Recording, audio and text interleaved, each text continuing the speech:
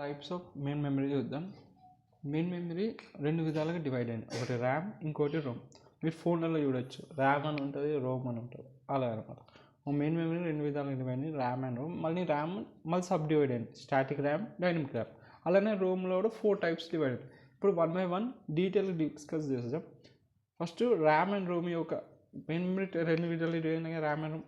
First వాటి యొక్క differences చూసి తర్వాత దాని లోపల ఉన్న డిఫరెంట్ టైప్స్ చూద్దాం. ర్యామ్లో డిఫరెంట్ టైప్స్, రోమ్లో డిఫరెంట్ టైప్స్ డీటెయిల్గా చూద్దాం. ర్యామ్కి రోమ్కి డిఫరెన్స్ ఏంటిది?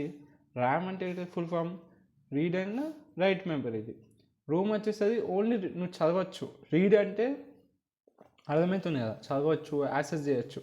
రైట్ అంటే నువ్వు దాని లోపలికి డాటా పంపచ్చు. అర్థమవుతున్నా రీడ్కి రైట్కి డిఫరెన్స్? రీడ్ అంటే జస్ట్ చదవడం, లోపల ఉన్న డాటాను చదవడం సెన్స్ రైట్ యాక్సెస్ చేయడం అలానో అనుకోవచ్చు నువ్వు. రైట్ అంటే నువ్వు డాటా అనేది లోపలికి పంపించవచ్చు. నువ్వు డాటాని ఆ మెమరీ లోపలికి నువ్వు డాటా పంపించగలిగితే దాన్ని రైట్ ఆపరేషన్ అంటారు. ఆ డాటాని చదవగలిగితే దాన్ని రీడ్ ఆపరేషన్ అంటారు. సో ర్యామ్ అంటే రీడ్ అండ్ రైట్ ఆపరేషన్ నువ్వు చేయగలుగుతావు. వేరే రోమ్లో జస్ట్ నువ్వు రీడ్ ఆపరేషన్ నువ్వు చదవటం, అంతేగాని నేను అలా డాటా పంపిస్తా అంటే పంపించలేవు, డాటాని రైట్ చేయగలవు. అదన్నమాట డిఫరెన్స్. దాంతోపాటు ర్యామ్ ఫుల్ ఫామ్ ఏంటిది? Random access memory. ఇది ర్యాండమ్ యాక్సెస్. ఓకే, ఈ రెండు ర్యాండమ్ యాక్సెస్. తర్వాత ఇదేంటిది? వాలటైల్ అంటే ఏంటిది? When power of contents of memory will be arise. ఒక్కసారి పవర్ ఆఫ్ అయ్యానుకో ర్యామ్లో ఉన్న కంటెంట్స్ అన్నీ ఎరేజ్ అయిపోతాయి. ఇది నాన్ వాలటైల్ అంటే పవర్ ఆఫ్ అయిపోయినా కంప్యూటర్ను షట్ డౌన్ చేసేసినావు అనుకో సపోర్ట్, రోమ్లో ఉన్న డాటా నాన్ వాలటైల్. ఇక ఇప్పుడు షట్ డౌన్ పీసీ వాడుతున్నాను అనుకోవటం, ఎలక్ట్రిసిటీతో రన్ అవుతుంది కదా desktop PC, and sudden current పోయింది. ర్యామ్లో ఉన్న డాటా వెళ్ళిపోవచ్చు, ఎందుకంటే కరెంట్ ఉన్నంతసేపే ఉంటుంది. కరెంట్ వెళ్ళిపోయినాకనే ర్యామ్లో ఉన్న డాటా అంటే ఎరేజ్ అయిపోతుంది. కానీ రోమ్లో ఉన్న డాటా సడన్గా కరెంట్ వెళ్ళిపోయింది, ఆ రోమ్లో ఉన్న డాటా మాత్రం ఎరేజ్ కావాలి. అర్థమవుతుందా? అందుకే అది దాని వాలటైల్ అనేది నేను నాన్ వాలటైల్ అన్నాను. అదే difference. When the electricity gone, the contents of the RAM will be erased, whereas in ROM the contents in the ROM will be not erased even the electricity is gone. అలా అన్నమాట.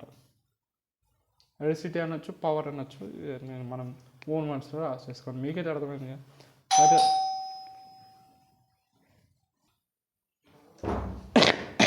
ఇప్పుడు ర్యామ్కి రోమ్కి difference అర్థమైంది కదా. ఇప్పుడు basic 2 points చెప్పేస్తాం. ర్యామ్తో మనం read and right operations చేయొచ్చు, వేరే రోమ్లో నువ్వు కేవలం రీడ్ ఆపరేషన్ చేయొచ్చు. దాంతోపాటు ఇంకో మెయిన్ పాయింట్ ఏంది? ఇది వాలటైల్, నాన్ వాలటైల్. వాలటైల్ అంటే పవర్ ఉన్నంతసేపు ఉంటుంది, పవర్ ఒకసారి పోయినాక దాని లోపల ఉన్న కంటెంట్స్ అన్నీ వెళ్ళిపోతాయి.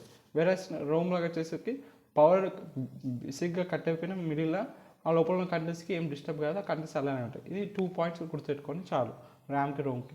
తర్వాత ఇప్పుడు దాంతోపాటు accessing RAM is quick, so even it volatile will use it.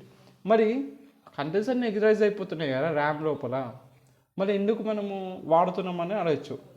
Correct, అట్లా పవర్ పోయినాక ఆటోమేటిక్ కంటెంట్స్ అని పోయినప్పటికీ దీన్ని యాక్సెసింగ్ ఆఫ్ ర్యామ్ అనేది చాలా జల్దీ ఉంటుంది. యాక్సెసింగ్ ర్యామ్ ఇస్ క్విక్ అన్నమాట. ఇప్పుడు ర్యామ్ లోపల ఉన్న టైప్స్ చూద్దాం. Static RAM, dynamic RAM. ఇంతకుముందు వీడియోలో వచ్చింది, ఇప్పుడు డీటెయిల్ చూద్దాం. స్టాటిక్ ర్యామ్ అంటే ఏంటిది? It made of flip flops and notes. ఈ ఫ్లిప్ ఫ్లాప్స్ అనే కాన్సెప్ట్ డిజిటల్ ఎలక్ట్రానిక్స్లో ఉంటుంది. మనము డిజిటల్ ఎలక్ట్రానిక్స్ ప్లేలిస్ట్లో పెడతాం, అలా చూసేయండి ఒకవేళ మీకు ఇంట్రెస్టింగ్ ఉంటుంది. డిజిటల్ ఎలక్ట్రానిక్స్ ఫ్లిప్ ఫ్లాప్స్తోని SCFT అని ఉంటుంది, దాంతో తయారు చేస్తారు ఈ స్టాటిక్ ర్యామ్ని. Dynamic RAM is made up of SOF software and capacitor మీకు విన్నట్టున్నారు. ఓకే, అలా గుర్తుపెట్టుకోండి. ఇది కెపాసిటర్స్తోని మోస్ఫెట్తో తయారు చేస్తారు. ఈ ఫ్లిప్ ఫ్లాప్స్ అండ్ టోనర్ చేస్తారు, లేకపోతే SCFTలోనే చేస్తారు. తర్వాత ఇక్కడ స్టాటిక్ ర్యామ్లో డెన్సిటీ ఆఫ్ ఎలిమెంట్స్ అనేది తక్కువ ఉంటుంది, ఇక డెన్సిటీ ఆఫ్ ఎలిమెంట్స్ ఎక్కువ ఉంటుంది. డెన్సిటీ అంటే తెలుసుగా, మాస్ బై వాల్యూమ్ అలా. తర్వాత don't require periodical recharge. Static ర్యామ్కి పీరియాడికల్ రీఛార్జ్ అవసరం లేదు, కానీ డైనమిక్ ర్యామ్లో మనం పీరియాడికల్ రీఛార్జ్ చేస్తూ ఉండాలి. కొద్ది ఈ పీరియడ్స్ ఆఫ్ టైంలో, పీరియాడికల్ టైంలో మనం రీఛార్జ్ చేస్తూ ఉండాలి. వేరే స్టాటిక్ ర్యామ్ అనేది ఇంత ముందు వీడియోలు డిస్కస్ చేసినట్టు కాస్ట్లీ ఉంటుంది. కాస్ట్లీ ఉందంటే నీకు ఎట్లా, నీకు వాడు నువ్వు పైసలు పెడుతున్నావు అంటే ఏం చేయాలి, వాడు స్పీడ్ ఇవ్వాలా, ఫాస్టర్ ఇవ్వాలి, ఫాస్టర్ ఉండాలి, అలా క్యాచ్ ఉన్నది. డైనమిక్ ర్యామ్ అనేది ఎకనామికల్గా మనకు కన్వీనియంట్గా ఉంటుంది.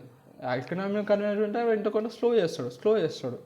ఇది మెయిన్ మెమరీలో వాడతాం. ఇప్పుడు అర్థమైంది. క్యాచ్ మెమరీ అనేది స్టాటిక్ మెమరీ ఈ హైరార్కీలో. మెయిన్ మెమరీ అనేది డైనమిక్ ర్యామ్. ఈ స్టాటిక్ ర్యామ్, ఈ డైనమిక్ ర్యామ్. మెయిన్ మెమరీ అనేది డైనమిక్ అనమాట, డైనమిక్ ర్యామ్ అనొచ్చు, దీన్ని స్టాటిక్ ర్యామ్ అనొచ్చు. క్యాచ్ని స్టాటిక్ ర్యామ్ ఎగ్జాంపుల్. స్టాటిక్ ర్యామ్లో ఎగ్జాంపుల్ ఏం రాయంటే క్యాచ్ మెమరీ రాయి, డైనమిక్ ర్యామ్లో మెయిన్ మెమరీ రాయి. ఓకే. ఇంకో మెయిన్ పాయింట్ ఇది కాస్ట్లో ఉంటుంది. కాస్ట్ ఏంటంటే స్పీడ్ ఎట్లానే ఉంటుంది, ఫాస్ట్. ఇది ఎకనామికల్ అండ్ స్లోవర్. అంటే వీడు అంటే డెన్సిటీ ఆఫ్ ఎలిమెంట్స్లో తక్కువ ఇస్తున్నాడు కాబట్టి కొంచెం కాస్ట్లీ అయింది. ఇంకా దీనికి పీరియాడికల్ రీఛార్జ్ కూడా అవసరం లేదు, అలా ఉంది. అన్నీ కంప్లీట్ ఆపోజిట్. ఇప్పుడు రైట్ సైడ్ చూద్దాం. ర్యామ్ సైడ్ అయిపోయింది కదా, ఇప్పుడు రోమ్ సైడ్ చూద్దాం. రోమ్ సైడ్లో 4 టైప్స్ ఉంటాయి.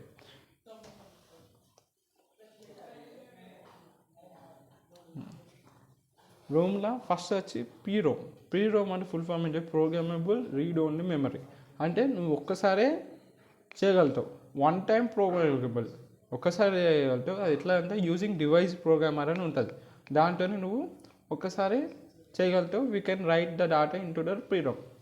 అర్థమవుతున్నావు? Only one time you can write the data and you can read any time. అర్థమైందా?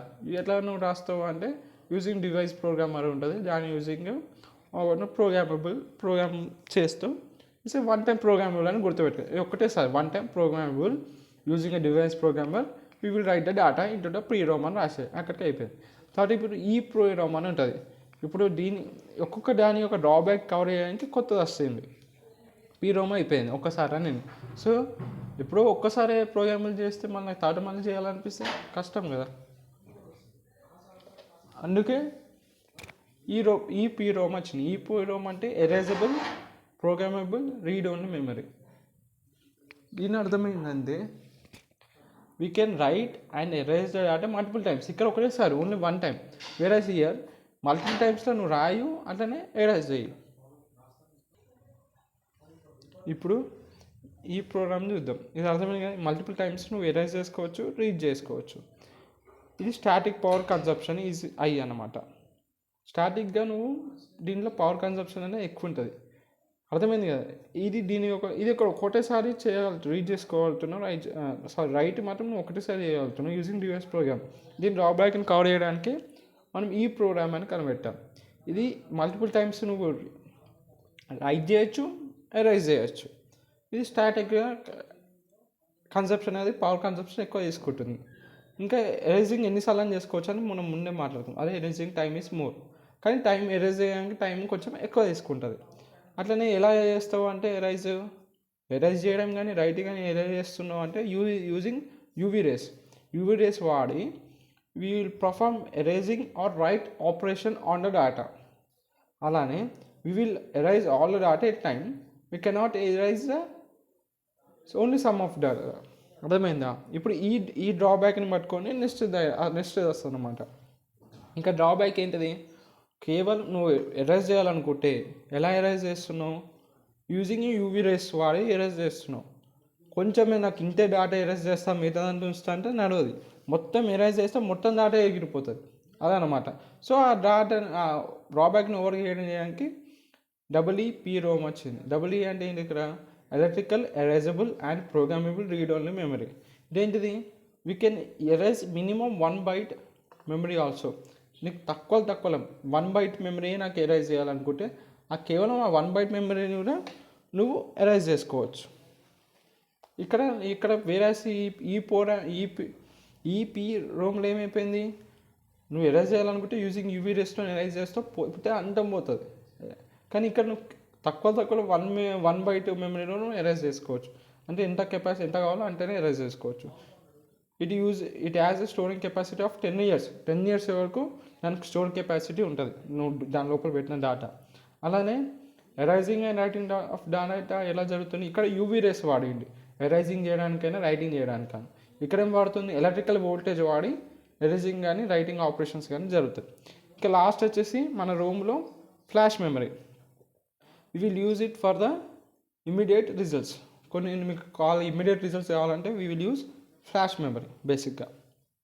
This all are the types of main memory. ప్రతి నోట్స్ యొక్క ఏదైతే చాప్టర్స్ ఉన్నాయో దాని నోట్స్ కింద డిస్క్రిప్షన్లో ఉంది డ్రైవ్ లింక్, దాన్ని ట్యాప్ చేసి ఆటోమేటిక్ నోట్స్ ఓపెన్ అవుతాయి. Thank you. ఎట్లా టైప్స్ ఆఫ్ మెమరీ గురించి మాట్లాడుకున్నాం కాబట్టి ఇది ఏ టైప్ ఆఫ్ మెమరీయో కింద కామెంట్ చేయండి. అసలు మెమరీ కాదో కూడా చెప్పండి కింద కామెంట్ చేసి. Okay, thank you.